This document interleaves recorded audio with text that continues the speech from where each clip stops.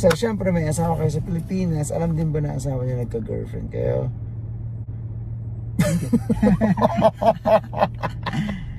Sinahanap ako ng client ko. Hi, Mr. Widmark! Hello po! Welcome po sa Dubai! Guys, finally, nandito na rin po si Mr. Widmark po sa UAE. So, nagmula po kayo sa Saudi Arabia, no? So guys, time check, it's 1 AM. So, syempre, sinundo natin yung client kasi wala siyang kamag-anak dito sa UAE. Wala pong kamag-anak dito. As in, so guys, isa sa mga client natin si Widmark na talagang problema niya kung paano pumunta dito sa UAE nang walang kamag-anak. Syempre kasi for sure, yung iba hinahanapan ng sponsor. Pero dito, hinanapan po ba namin kayo ng sponsor? Meron po kayong sponsor dito? Wala. So wala po tayong hinanap na sponsor sa inyo. Basta ang sinend nyo lang is passport and photo na white background. Pero tanungin natin si Mr. Widmark kung kamusta pa dun sa immigration sa Saudi Arabia. Kamusta po dun?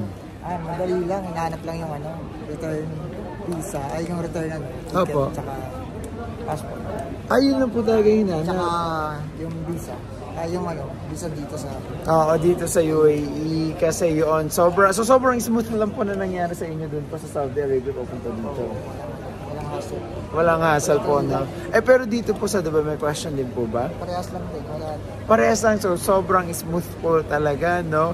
Pero bakit po... Wala lang tanong-tanong. Wala lang tanong-tanong. Tama yan. So, bakit po kayo nag-Dubai? Ganong wala kayong kamag-anak? Baka sakali. Tsaka gusto ko rin pumunta ng cross country ulit. Okay. So guys, tourist visa, syempre gusto ditong mag-tour. Kadalasan kasi sa mga client natin, talagang akala nila cross country is mag-work dito. So, talagang ang ginagawa natin is pupunta lang sila dito, mag-tour, tourist visa. Pero syempre, depende na rin sa tao kung gusto maghanap ng work. Kasi dito sa Dubai, normal maghanap ng work. Pero sa Pilipinas, sa mata ng Pinas, hindi siya legal. Totoo naman po yan kasi tayo mga Filipino talaga mapag-take ng risk. So, sila na po bahala dun. Okay? Pero ngayon, dahil wala matutuloy si Mr. Widmark, dun siya tutuloy sa bahay natin. Okay? So, for sure, pagod na pagod po kayo sa biyahe? Walang tulog. Tulog sa departure. Sa departure, nakakapagod talaga kasi pag flight mo talagang 5 hours, 3 hours. Buti na lang hindi ka tulad dun sa bansa natin na parang 6 hours before, kailangan nasa airport ka na. Kasama ko, kasi tatlo kami. Opo. Kasama ko, umuwi. So kayo talaga hindi kayo umuwi, pumunta kayo dito para mag-stay. Okay, so guys, kailangan magpahinga na yung Mr. Widmark. So iuwi muna natin siya at doon tayo magkwentuhan sa sasakyan. Okay po, thank you, bye! Guys, ayan na, kasama ko na si Kuya. So pupunta na kami dun sa bahay. So ngayon nagkukwento si Kuya kasi nga matagal na pala niyang gusto dito mag-Dubai. Pero sige, so hawakan niyo muna Kuya. So si Kuya muna yung magiging tagahawak natin sa video habang nagda-drive tayo. Syempre, hindi tayo pwedeng bawal. okay. May penalty. Oo, totoo po yan. Okay, wait. Okay, so Kuya, magkwento naman po kayo. So sabi niyo po matagal na po kayo dun sa Saudi Arabia from 2011 talaga po? 2011.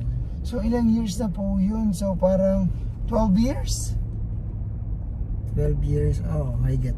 Grabe po, sobrang tagal niya na po pala dun sa... Ano po ang trabaho niyo sa... Una sa ako sa Jeddah ako. Sa Jeddah po kayo? 7.5 years. Opo. Tapos lumipat ako ng Riyadh. Opo. 4 years naman ako doon. Okay. So ano po ang trabaho niyo sa Saudi Arabia? Nag-start ako service crew. Tapos naging na-promote manager. Opo. Tapos na-demote kasi lumipat ako ng ibang company Lumipat po kayo ng ibang company? Bakit po kayo lumipat? Hindi, kasi gusto kong pumunta ng New Zealand. Nakita ko yung New Zealand, kailangan nila is graduate. Opo. So hindi po kayo graduate? Oo. Kailangan na bachelor degree. Okay. So nawalan po kayo ng pag-asa doon kaya dito kayo sabi nila, pwede raw ako sa Canada. Opo. So nag-try ako. Pero alanganin kasi nga dito yung yung agency niya. Okay, so mag-iingat din po sa mga... Opo, mag-iingat din po sa mga ganun na... Opo, kasi... Kaya po mahirap na ang nagsabi na ng tungkol sa pera. Hindi ka na i-entertain. Kasi medyo mahirap po yung ganun. Hindi naman sa ano pero madami din kasi syempre hindi mo nakita yung office, hindi ka medyo pera-pera lang ang usapan. Oo, pagkatapos... Kasi kung dito, agency, at least pag pumunta ka, kilala ka ng mga staff doon na nag-apply ka sa kanila. Totoo po. Saka dapat may proof talaga sila na katulad natin, ayan, binablog po natin. Kasi mahirap ang buhay, syempre pag na-scam ka pa, baka anong mangyayari sa'yo, di ba po, sayang pera. Ang hirap kitain ng pera. Mahirap talaga. Oo, totoo po. So, totoo, sa 12 years nyo po dun sa sa Saudi Arabia, ilang years po kayo umuwi ng Pilipinas? Every kailan po kayo umuwi ng Pilipinas? 2 years. Every 2 years. Okay. So, okay lang po kahit ibaba niyo po dyan ang kaunti para hindi po kayo. Hirap niyo po sa inyo kasi kayo po yung yung pinaka-ano natin. Ayan. So, every 2 years po kayo umuwi ng Pilipinas. Pero first time niyo po pumunta dito sa Dubai? Ano lang, hanggang airport lang ako. Hanggang airport lang po kayo? Pero hindi ako lumabas. Okay. So, ano po bang ina-expect niyo dito sa UAE? Na-expect ko na, ayun, malaking gastos sa ano. Talagang gastos lang legit na yan Pero depende pa rin naman sa tao yun kung paano yan na-handle yung pera. Totoo po yan. Pero talagang nakadepende talaga sa tao kasi nga napakatunog kasi ng Dubai talaga sa buong Middle East na talagang ang Dubai magastos, ang Dubai maganda, ang Dubai ganito, so napaka-open, daming galaan, di ba po? Ganun pa ba naririnig nyo? May baboy, may alak, may inuman. So, saan po kayo sa Pilipinas? Sa sa Fairview, Commonwealth. Sa Fairview lang po kayo, so malapit lang po. Tapos yung asawa ko sa Pampanga. Pampanga. Doon ako umuwi sa Pampanga. Sa Pampanga pa. Okay. So, syempre may asawa kayo sa Pilipinas. Alam din ba na asawa niya nagka-girlfriend kayo? Bawal po yung sa vlog. Parang natulala kayo dun Bigla ako wala po itong baka akalain ng mga manonood natin si Kuya may girlfriend dun sa Saudi Arabia. Kasama ko nga, sabi niya, may girlfriend ka siguro dun tutuluyan mo. Sabi ko wala, talagang lang ako, gusto ko lang talagang subukan. Subukan magka-girlfriend pa ba? Tama na yung isa. Masakit sa ulo. Natawa naman pa ako sa reaction nyo, parang bigla kayo natulala. Inaalala. Yung mga kabataan pa po yun for sure, no? Pero ngayon, syempre, akala po na asawa niyo uwi kayo ng Pilipinas ngayon. Pero, nagme-message na nga, nasaan daw ako. Seryoso ba? Totoo? Seryoso. Ba't di yung sinabi na papunta kayo dito ng Dubai? Kasi, ayokong ma-delay. Kasi mahirap sa atin sa bila, tapos malalaman ng lahat. So it means wala kayong pinagsabihan na pupunta kayo dito sa UAE? Meron, yung mga kasama ko lang na aalis. Okay. Kala ko sekretong malupit tong ginagawa ko. Pero, so paano po yan? Ang inaasawa nyo? Ano ang iisipin na asawa nyo? Hindi kayo umuwi. Baka mamaya isipin nyo talaga may girlfriend kayo. Hindi, na-expect ko na yan. Pero syempre, yung priority ko, yung gagawin ko. Okay. So para sa family naman po itong gagawin nyo. May anak din po kayo? Meron isa. Meron? Okay. Kaya naman pala. Kasi pinag-public ko nga para makapunta ako dito.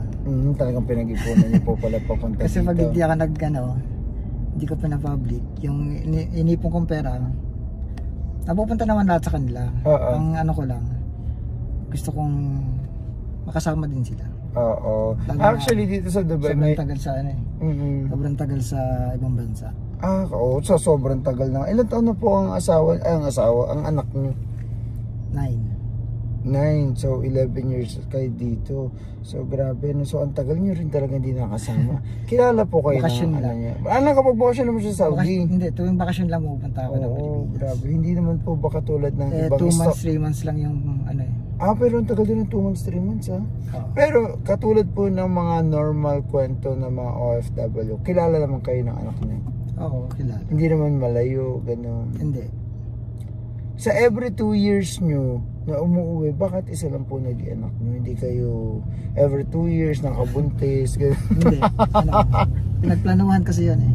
Pinagplanuhan nyo po Pero yung talaga. sumunod na sabi namin, gusto namin sundan, hindi na sundan. Pero okay lang.